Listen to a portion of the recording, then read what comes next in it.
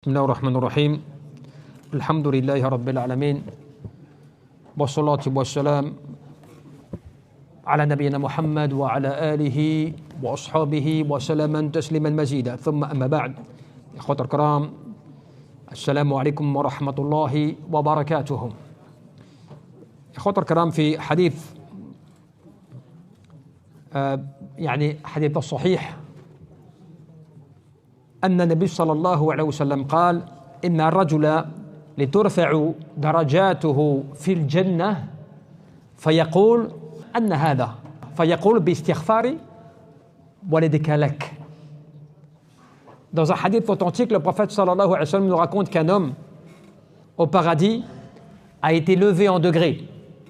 Il a été levé en termes de niveau, fil jannah. Et donc lui, il s'étonne et il pose la question, il demande: oh, pourquoi, ya Allah, j'ai été élevé ainsi? Pourquoi ai-je été élevé ainsi en degrés? Cela l'étonne.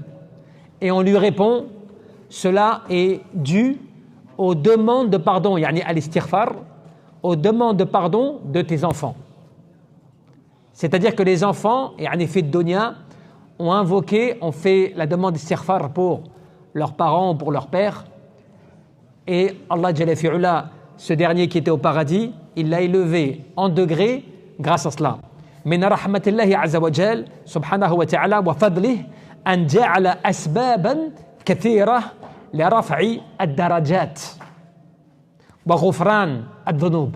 Parmi la miséricorde d'Allah subhanahu wa ta'ala et son bienfait, c'est que Allah il donne des causes et des moyens aux gens afin qu'ils puissent bénéficier constamment d'être élevés, soit dans ce bas monde et surtout dans l'au-delà.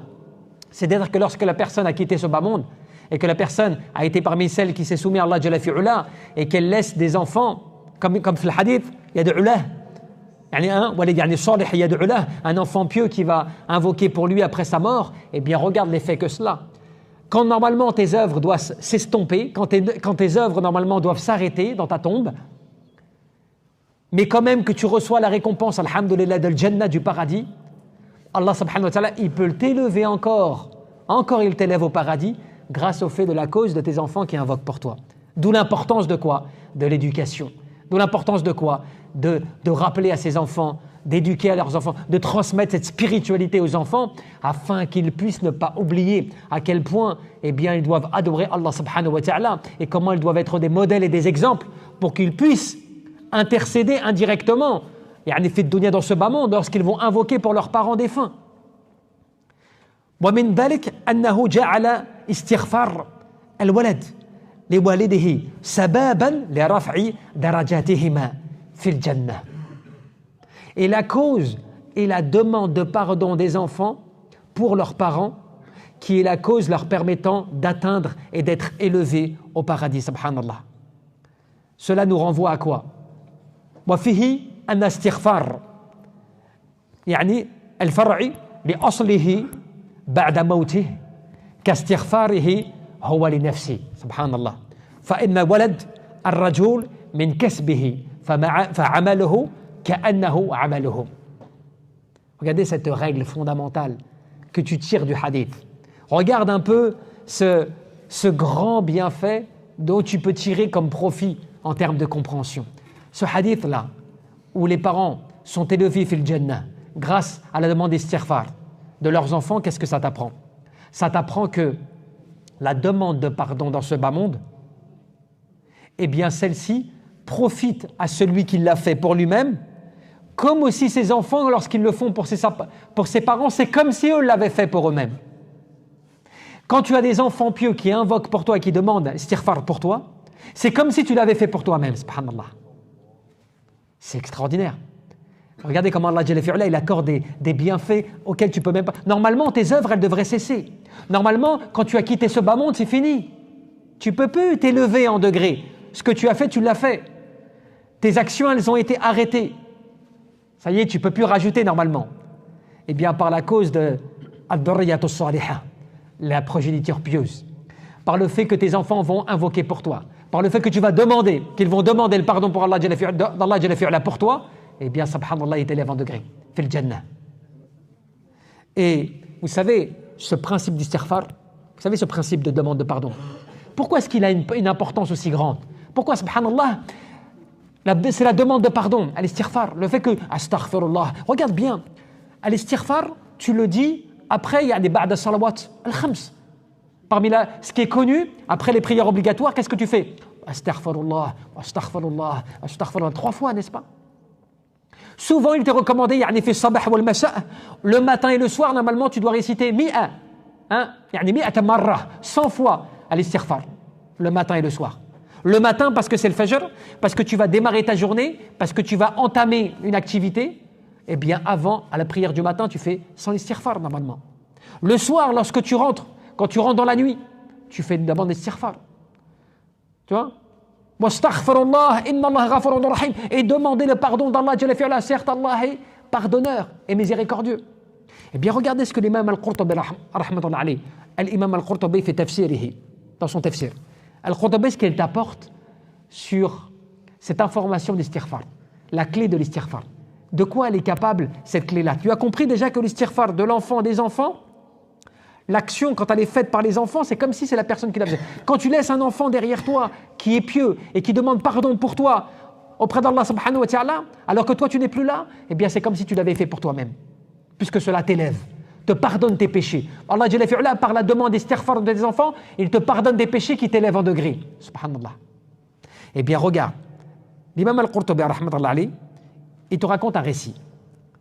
في تفسيره. Il te dit جاء الرجل إلى الحسن البصري رحمة الله عليه يشكو إليه الجبه والقحط. Un jour, un homme est venu voir Al-Hassan al-Basri رحمة الله عليه, من كبار يعني الطبيعين, parmi les grands savants pieux ascètes de ce bas monde. Il est venu auprès de lui pour se plaindre de la sécheresse et du fait qu'il avait son agriculture qui était sec, qu'il ne pouvait plus, qu'il n'arrivait plus à moissonner. Il se plaignait de cela. فأجابه قائلا استغفر الله. Qu'est-ce qu'il lui dit? Demande pardon à Allah. ثم جاءه الرجل آخر يشكو الحاجة والفقر. Un autre homme est venu voir Al-Hassan al-Basri rahmatullah alayhi, et il vient lui dire, je viens me plaindre à toi, j'ai des besoins et je suis touché de pauvreté. Qu'est-ce que lui dit Al-Hassan? Istaghfirullah, demande pardon à Allah. Regarde bien. ثم جاءه ثالث يشكو إليه قلة الولد فقال له استغفر الله. Un troisième vient se plaindre encore à Al-Hassan pour lui dire quoi? Qu'il n'avait pas d'enfant ou qu'il est privé d'enfant. Qu'est-ce que lui dit Al-Hassan? Istaghfirullah, demande pardon à Allah. Tu vois? فعجب يعني القوم من إجابته حاجة فاختلف يعني فمختلفة دواء واحدة. Les gens se sont étonnés.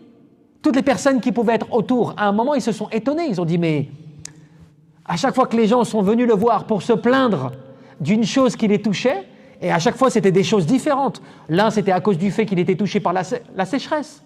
L'autre, il n'a pas d'enfant. L'autre, il a des besoins dans la nécessité. Et à chaque fois, il répond la même chose. Istaghfirullah, demande pardon à Allah subhanahu wa ta'ala. Donc, ils se sont étonnés. Ils se sont étonnés qu'il donne tout le temps la même réponse.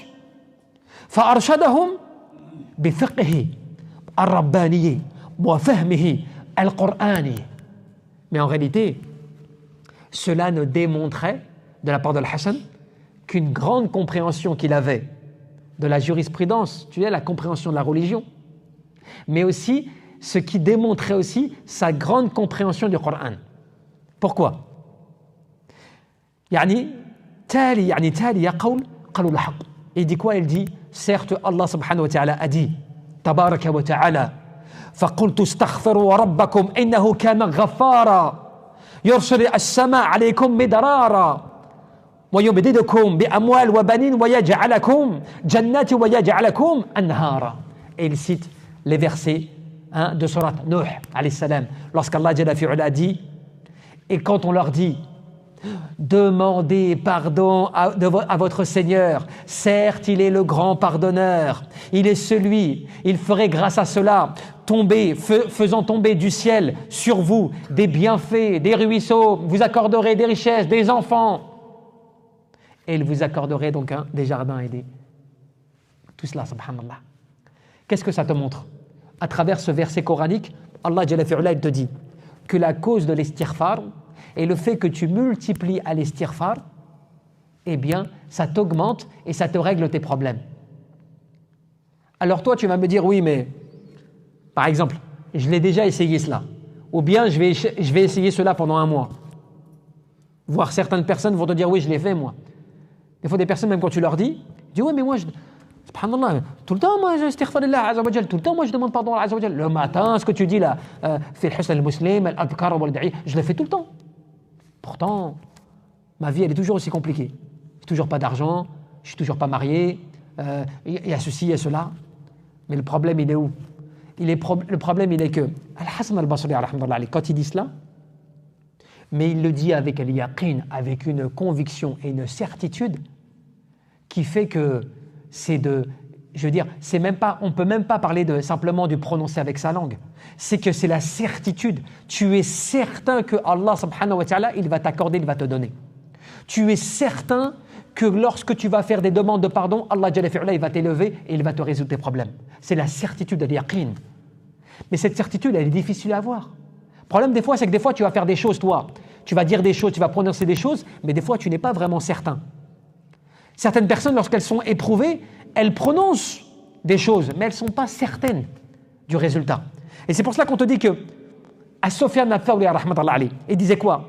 Il disait Dakhaltu ala Ja'far ibn Muhammad, faqala idha kathrat hamumuk, fa'aktharu min la hawla wa la quwwata illa billah. وإذا استنبأت يعني رزق فأكثر من استغفار وإذا أدركت عليك النعم فأكثر حمدا لله سبحانه وتعالى. Un jour, un de ces grands savants, il dit, je suis parti auprès donc de Ja'far ibn Muhammad. Et il a dit, celui qui a beaucoup d'angoisse et de soucis, qu'il multiplie la parole la hawla wa la quwwata illa billah. Celui qui a besoin d'être augmenté en subsistance, dont il sent qu'il a une diminution dans ses subsistances, eh bien qu'il multiplie les demandes de pardon à l'istighfar. Et celui qui veut que Allah Jalla fi'ala lui augmente ses bienfaits, ni'am, eh bien qu'il multiplie les louanges d'Allah, alhamdulillah, alhamdulillah, par rapport à cela, subhanallah.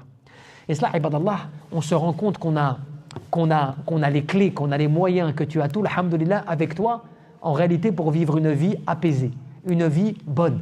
Tu vois, tu as tout avec toi. Mais la seule chose qui fasse qu'on n'arrive pas à nos convictions, on n'arrive pas au résultat final, ça se passe dans le cœur, ça ne se passe pas dans la religion, ça ne se passe pas par rapport à ce que tu prononces ou pas. Bien sûr, ça joue. ولكن القلب والعمل, c'est-à-dire que والعمل والتوكل على الله جل في علاه يعني عمل القلب, c'est avant tout le fait de t'en remettre à Allah, c'est une œuvre du cœur. Tu dois avoir une conviction, une certitude que lorsque tu vas prononcer une chose, lorsque tu vas la dire, tu es convaincu que cela va se réaliser. Tu es convaincu que Allah il va changer ta situation. Tu sais, c'est une conviction. Tu vois, c'est une conviction. Rappelle-toi lorsque le prophète Mohammed il était dans la grotte de Hira, en fait, avec Abu Bakr. Tu vois, que les ennemis, ils étaient là. Les Quraysh les avaient poursuivis. Ils étaient dans une grotte dont, s'ils allongeaient leurs jambes et ils allongeaient leurs pieds débordaient de la grotte. Tellement elle était petite. Ils étaient à deux là-dedans. Ils sont arrivés jusqu'à devant, quasiment devant même. Abu Bakr, qu'est-ce qui s'est passé? C'est un être humain. Il a dit, Ya Rasulallah, ça y est, ils sont là, ils vont nous voir. Pourquoi il a dit cela? Parce que lui, il était sur le moment réaliste par rapport au contexte. Il se dit, je suis dans la grotte, on est dans la grotte, elle est petite, nos jambes débordent presque à la sortie, eux, ils vont passer devant nous, comment vont-ils faire pour ne pas nous voir? C'est pas possible. Il est concret, lui, tu sais, il est réaliste. Puisqu'il part, il se sauve, ils ont fait cela dans la nuit, ils ont préparé des bagages, donc ils ont eu peur, donc ils s'organisaient pour éviter l'ennemi. Comment Eh bien, pour lui, c'était possible de s'en sortir dans ce cas-là. Il aurait pu se dire, comme beaucoup d'entre nous, attends, moi je suis avec le prophète, moi je suis avec le prophète, moi je ne me prends pas la tête, j'attends, c'est bon, tu vois. Je vais attendre une solution extraordinaire, magique, un miracle qui va se passer, je suis avec lui, j'ai pas peur. Non, c'est parce que lui, c'était pas sa vie, il n'avait pas peur de sa vie, il avait peur, une peur totale que l'on touche à la vie du prophète. C'est ça qui l'attristait.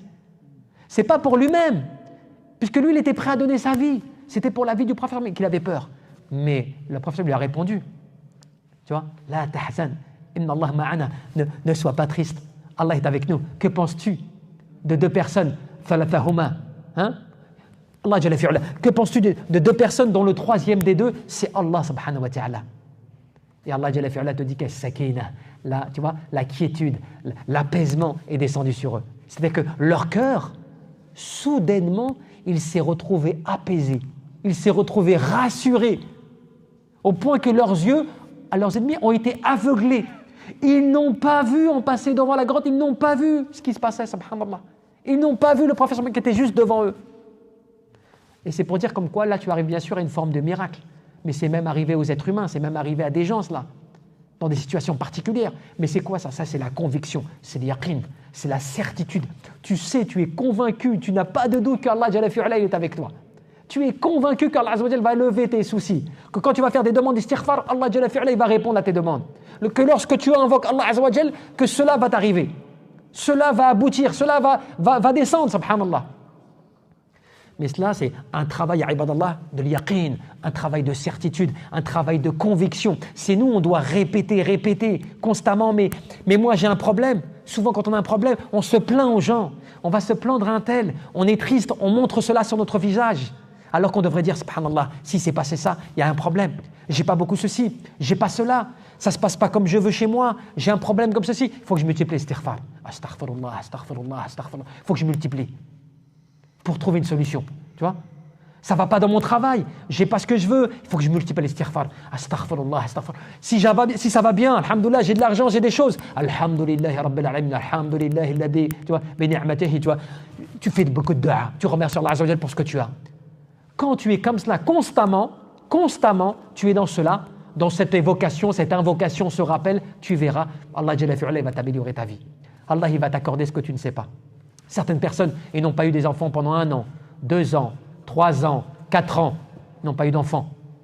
Tu vois, ils ont patienté, sans remettre à Allah Azza wa Jal. Et Allah, un jour, il leur donne 3 enfants, 4 enfants d'un coup. D'un coup. C'est arrivé, aux États-Unis, une femme, elle a accouché 10 enfants. T'imagines, tu patientes pendant 4 ans, 5 ans, les gens, ils ont des enfants, et toi, d'un coup, Allah, il te rattrape toutes les années que tu as perdues, si je puis dire. Toutes les années où tu n'as pas eu d'enfants, Allah, il donne d'un coup comme ça, 3 enfants. Allez, 4 enfants d'un coup comme ça. En un accouchement, c'est l'équivalent de 5 ans, 6 ans d'enfants. C'est là que tu te dis, subhanallah, Allah il fait ce qu'il veut. Tu vois? Même ceux qui des fois, on va terminer sur ça, subhanallah, même ceux qui des fois, tu sais, des fois, les gens, des fois, ils n'ont pas d'enfants, je parle d'enfants, mais ça peut être autre chose. Des fois, ils n'ont pas d'enfants. Ouais, j'ai pas d'enfants, je patiente, je comprends pas, on a tout essayé, ceci, cela, subhanallah. Mais souvent, tu te rends compte que dans l'explication, il manque toujours cette conviction, al-yaqin, la certitude que c'est Allah Jalla fi'ala qui a décidé cela pour toi. Pour des sagesses, tu ne sais pas le hikmah, c'est quoi. Tu ne sais pas, il y a quoi derrière cela, subhanallah. Allah, peut-être, la première année, il t'aurait donné un enfant, cet enfant-là, il t'aurait rendu malheureux. Cet enfant-là, il t'aurait égaré de la voie d'Allah subhanahu wa ta'ala. Tu ne sais pas. Allah, il ne te donne pas pour des raisons.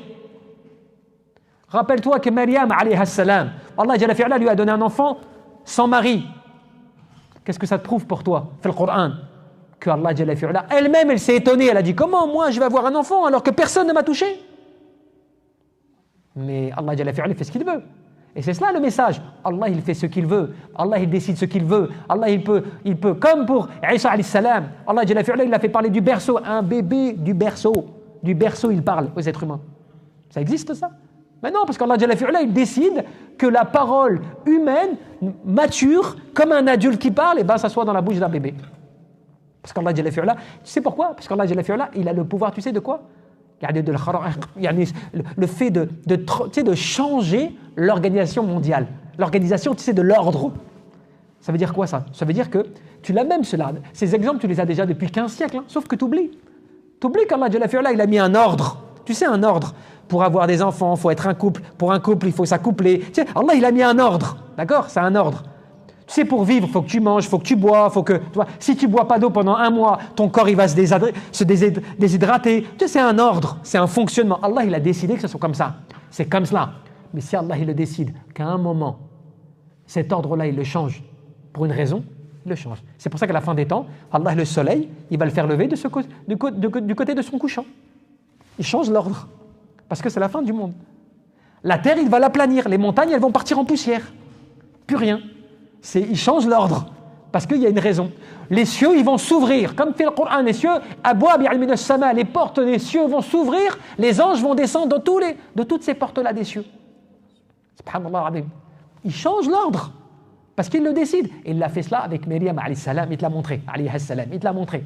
Il a fait cela avec beaucoup de prophètes, même le prophète Mohammed. Il a fondu la lune. Khabar, il l'a fondu en deux, la lune, qui a été vue à des centaines de kilomètres par d'autres gens qui n'étaient pas présents avec les prophètes, mais ils l'ont vue de leurs yeux. La lune qui s'est fondue en deux. Il a changé l'ordre. Tu comprends? Mais ça, c'est dû à quoi? Comment après, à un moment, tu arrives à tes résultats? Al-yaqin, tu as la certitude que si j'applique ce que l'istighfar, les paroles, je suis convaincu de ce que je dis, je suis convaincu que cela va marcher. Eh bien, tu verras, Allah il va t'accorder une chose qu'il n'accordera pas à ton voisin. Parce que ton voisin ne va pas dire la même chose avec le cœur, bil-qalb, tu vois, ça ne va pas être la même chose. C'est là qu'il faut se rappeler par rapport à ces récits, par rapport à ces hadiths et par rapport à l'importance de l'istighfar quand tu veux régler tes problèmes dans ta vie. Quels que soient les problèmes, l'istighfar. Subhanallah. Wallahu a'lam. Nasallahu tabaraka wa ta'ala. أن يرزقنا الإخلاص في القلب والعمل والنية اللهم ربنا فاغفر لنا ذنوبنا أجمعين اللهم نسألك الهدى والتقى والعفو والغنى والسداد اللهم نسألك الهدى اللهم نسألك الجنة واستجر بك من النار اللهم نسألك العلم نافعا ورزقا طيبا وعملا متقبلا لا إله إلا أنت سبحانك إن كنا من الظالمين وصلى الله وسلم وبارك على عبدك ورسولك محمد بارك الله لكم والسلام عليكم ورحمة الله